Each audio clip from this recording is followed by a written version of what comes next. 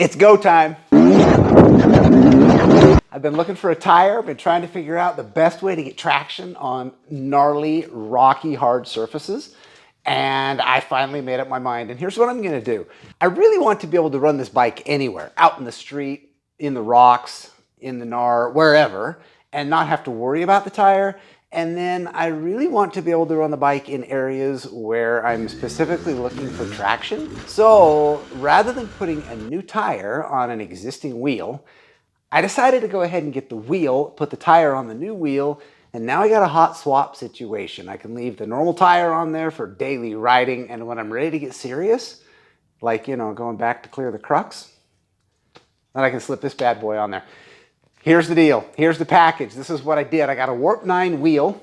They're local to Utah, so that's kind of a bonus. They built this thing out for me, and supposedly it fits the Beta straight up. I haven't tried it yet, but the dimensions on it are supposed to be correct. I went with the Tubliss system because I want to run low pressure. I'm not so sure I like the Moose idea. I kind of want to keep the standard air feel in there. So I'm going to go with the Tubliss. I kind of like the construct. I don't like the fact that the Tubliss is a little higher maintenance, like you got to check it every time, but that problem's also solved by having the normal wheel on the bike most of the time. So the daily riding, when you really don't care that much maybe about some of the traction, you don't have to worry about checking the pressure on the bladder or on the tire every time you ride. But I get the option of running at low or no PSI, kind of like you do on a trials bike, which should give you some outstanding traction on some of those hard rock obstacles. So that's pretty exciting. The big news is the tire. I spent quite a bit of time trying to figure out which tire I liked, and I looked at all kinds of Gummy tires.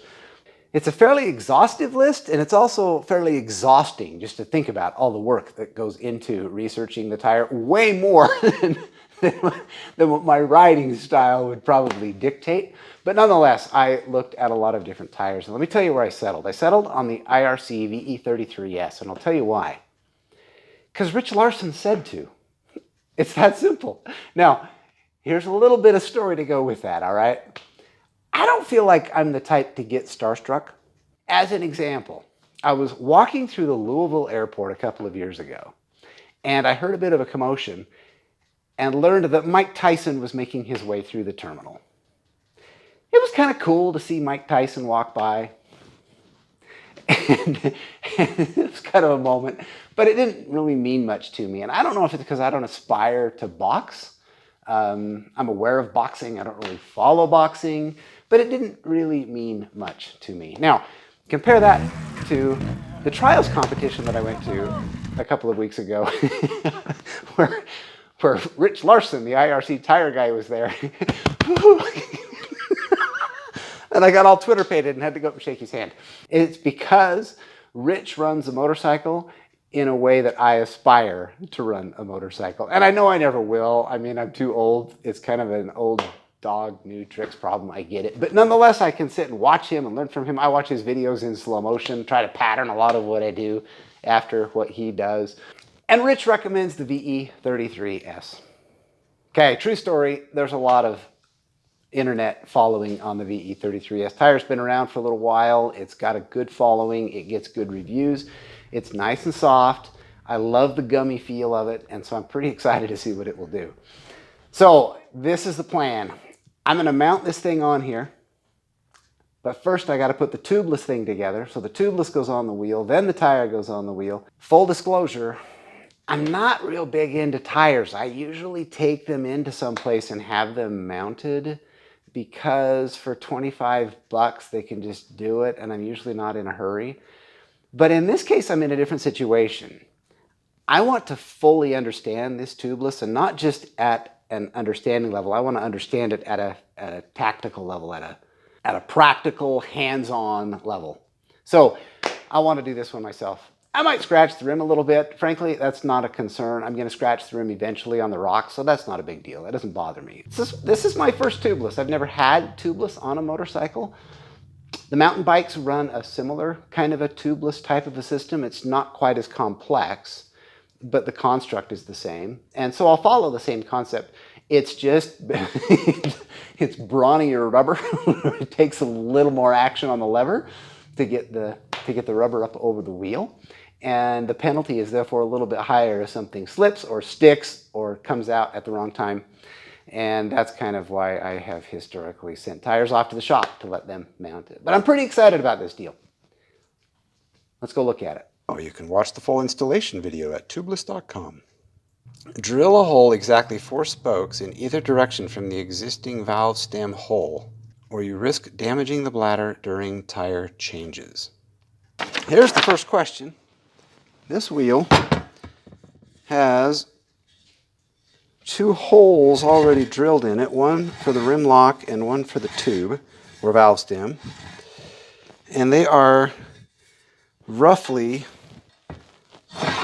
not quite, but roughly directly across from each other. Do I reuse those, or do I do as the instructions say and drill a new one? I don't really like that idea. I think I'd rather risk damaging the bladder than put a new hole in the wheel.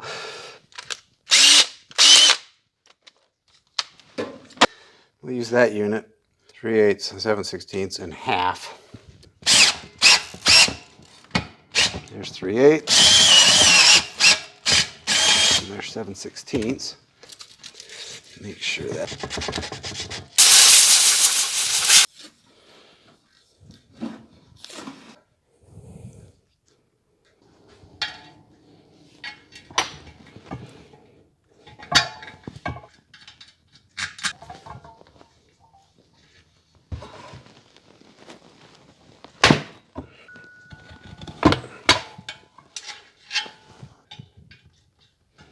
Well, I kind of screwed up a little bit there. I forgot to hit the record button when I was putting the rubber on the wheel. So, apologies. But it's a pretty basic process, and actually, look, when you don't have to worry about pinching the tube, it's way easier. I did put just a couple little dingers on the rim, a couple little scratches, nothing major, nothing that won't seep on its own pretty soon anyway, when it starts riding in the rocks. But at this point, I've inflated the bladder, and I've inflated the tire intentionally high just to get the tire to seat. And we'll back that off. Settle initially probably at about 10 pounds. I might leave it tonight just to see how well it holds air. Check the pressure and then check it again in the morning and see where we are, just to make sure it's holding okay. I did put in about 6 ounces of this sealant. I kind of like that a little better than just soapy water. If nothing else, it will help seal up any holes or punctures or anything that develop. So having that in there instead of water is a little better. And assuming that it gets a good seal, we'll be good to go here. Admittedly, putting that on was probably the easiest mounting job I've ever done, again, because you don't have to worry about the tube. The hardest part is getting the wheel inside the tire, like so that the wheel starts inside of both of the beads, and then you, from the outside, work the tire bead in on one side, flip the tire over, and then work the bead in on the other side. So getting the wheel to sit down inside the tire is actually the hardest part, especially on a new tire where the rubber's kind of stiff. But it wasn't bad. A little lubricant, something like this Armor All works out quite well to help the wheel slide on the rubber instead of sticking. And it was actually cleaner than I thought it would be. Not bad at all. And I don't have any of the special tools. I don't have a tire changing stand. I don't have any of these nifty devices that push the bead onto the wheel for you. I don't have anything. All I have is basic tire irons. So I did it all with that. Really only needed 3 of them at any given moment. But I kind of like having options. So I think we can tighten down that thing now. This goes to 9 foot-pounds. That's pretty close right there. So we got 95 on the bladder. So I need a little more there.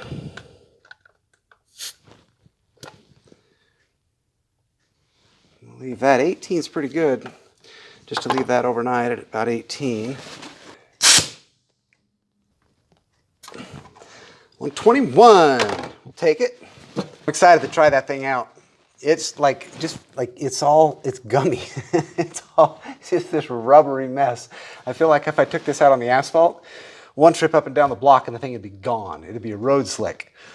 But that's not where the plan is to use it, so it's okay. The plan is to use it in places where you need traction, like a trials bike. Well, there it is. Dang, I'm super excited to go try that tire. The sad thing is, I don't have plans to return to the 5 miles of hell until like 6 months from now. Maybe I'll have to change that.